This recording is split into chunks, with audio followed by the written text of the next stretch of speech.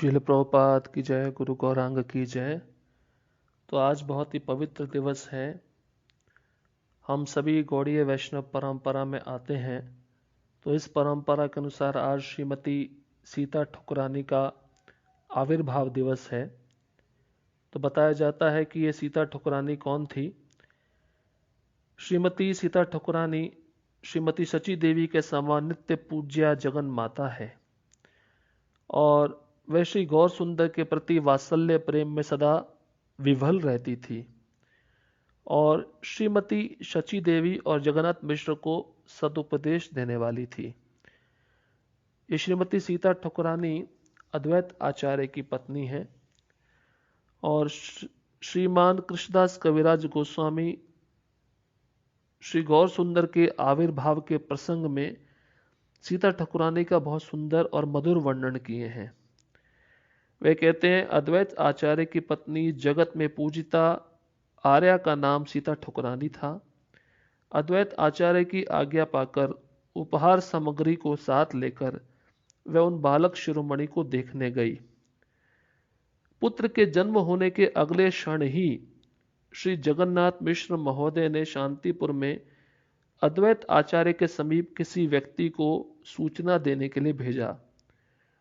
उस व्यक्ति के माध्यम से अपूर्व पुत्र के जन्म का समाचार पाकर श्री अद्वैत आचार्य आनंद सागर में तैरने लगे।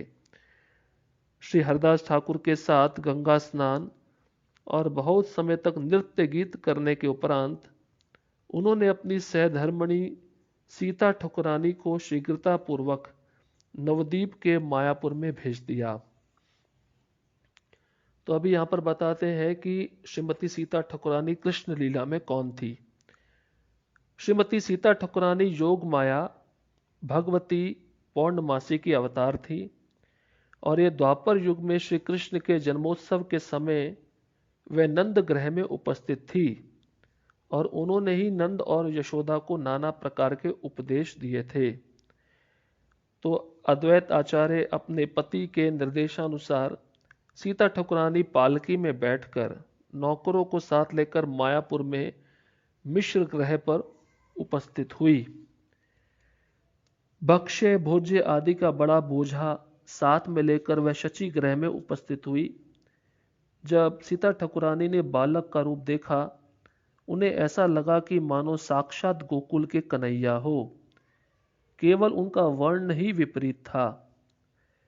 सीता ठकुरानी जगन्नाथ मिश्र के घर पर नवजात शिशु के दर्शन करने लगी। उन्होंने देखा जैसे साक्षात गोकुल के वे कृष्ण हैं, केवल वर्ण ही भिन्न था। उनका इंद्रनील मणि के तुल्य वर्ण था और इनका तप्त कांचन के समान। सीता ठकुरानी ने देखा कि उस शिशु के सभी अंग सुंदर गठे हुए हैं, मानो सोने की प्रतिमा हो। बालक की दिव्य ज्योति को देखकर उन्हें अत्यधिक प्रसन्नता मिली और उनका हृदय वात्सल्य भाव से द्रवित हो उठा। सीता ठकुरानी का हृदय शिशु का दर्शन करके वात्सल्य प्रेम से द्रवित हो गया। बाएं हाथ से शिशु के सिर पर धान और ध्रुवा देकर उन्होंने आशीर्वाद देते हुए कहा कि यह शिशु चिरंजीव हो।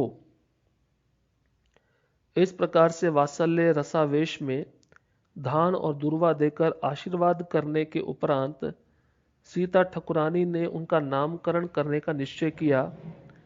और आप जानते होंगे कि जो निमाय नाम है, चैतन्य महाप्रभु का बचपन का नाम निमाय, जो सीता ठकुरानी ने ही उनको दिया।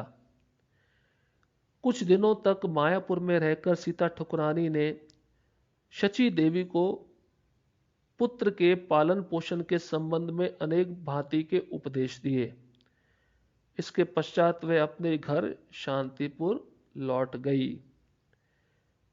पुत्र के जन्मोत्सव पर श्री जगन्नाथ मिश्र और शची देवी ने परम पूजनीय सीता ठकुरानी को मूल्यवान नूतन वस्त्र आदि देकर उनका अत्यधिक सत्कार किया। तो देखिए, सीता ठकुरानी का यहाँ पे बहुत सुंदर वर्णन है, किस प्रकार से वह अपने पति के आज्ञा अनुसार उस छोटे से शिशु को देखने गई, उसका दर्शन किया और उनका हृदय वात्सल्य प्रेम से जागृत हो गया।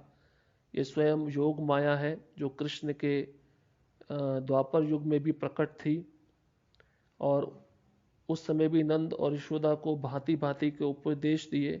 उसी प्रकार से यहाँ पर जगन्नाथ मिश्र जो स्वयं नंद महाराज है और शची माता जो यशोदा माता है, उनको भी वह दिव्य उपदेश दे रही है।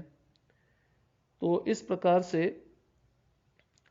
ये जो सीता ठाकुरानी है उनका बहुत ही दिव्य स्वरूप है, और वह भगवान के लीलाओं में भांति भांति प्रकार से, नानाविध प्रकार से उनकी आज्ञा के अनुसार अनेक लीलाएं संपन्न करती हैं।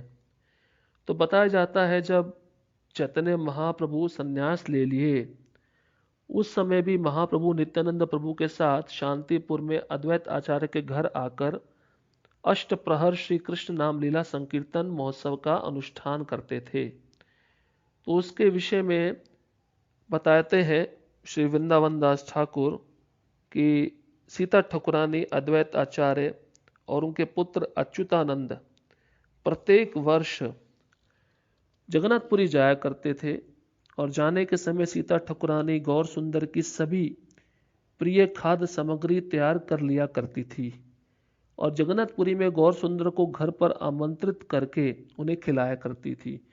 तो सीता ठाकुरानी को पता था कि चैतन्य महाप्रभु को कौन कौन से सामग्री पसंद है, तो उनकी ही पसंद की सामग्री को बनाकर वह उनको अर्पित करती थी।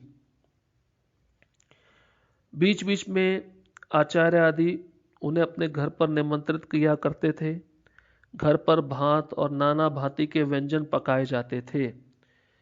तो उनके प्रेम में बंधकर चैतन्य महाप्रभु मंत्र मुग्ध के समान आकर भोजन किया करते थे। सीता ठाकुरानी सदा ही वात्सल्य रस शक्ति रस सिक्त होकर उन्हें पुत्र के समान ही प्यार करती थी। श्री गौर सुंदर भी शची माता से उन्हें अभिन्न मानते हुए उनकी भक्ति करते थे।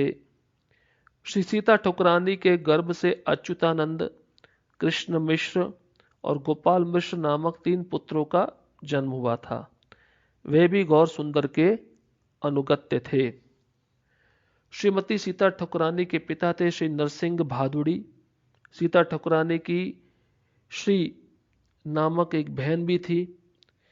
नरसिंह भादुड़ी के मन में अत्यधिक उल्लास हुआ क्योंकि उन्होंने अपनी दोनों पुत्रियों को अद्वैत आचार्य के हाथों संप्रदान किया था। तो उनके पिता जो थे सीता ठाकुरानी के, उनकी 2 पुत्रियां हुई और दोनों पुत्रियां उन्होंने अद्वैत आचार्य को समर्पित कर दी। तो इन 2 पत्नियों का नाम क्या था, यहाँ पर बताया गया है। आचार्य की 2 पत्नियां जगत में पूजिता थी, जिनका सर्वत्र ही नाम प्रसिद्ध था, श्री और सीता। एक पुत्री का नाम था श्री और एक का नाम था सीता, जो सीता ठाकुरानी कहलाती हैं। भगवती योग माया श्री अद्वैत प्रभु की पत्नी सीता देवी हुई और उनका प्रकाश ही इस समय श्री के रूप में अवतीर्ण हुआ। तो देखिए, ये जो अद्वैत आचार्य सदाशिव हैं और महाविष्णु का युगल अवतार है, और उनकी जो पत्नी सीता ठाकुरानी है, ये स्वयं अद्वैत योग माया है, और उनकी जो बहन थी श्री, उस योग माया का प्रकाश है। अंत में बताते हैं श्री वृंदावन दास ठाकुर कि अद्वैत आचार्य की जय हो। वे इतने दयामय हैं जिनके हुंकार मात से गौर सुंदर का अवतार हुआ। सीतानाथ प्रेम दाता। सीतानाथ क्यों बोला गया? क्योंकि सीता ठाकुरानी के पति हैं अद्वैताचार्य, इसलिए उनको सीतानाथ बोला जाता है। और प्रेम दाता, प्रेम को प्रदान करने वाले हैं और करुणा के सागर हैं। जिनके प्रेम रस से गौर सुंदर आ गए, जिस पर करुणा करके कृपा दृष्टि डालते हैं, वही व्यक्ति प्रेमावेश में चैतन्य का गुणगान करता है। उनके चरणों में जिसने शरण ले ली है, उसी को गौर प्रेम रूपी महाधन की प्राप्ति हो गई।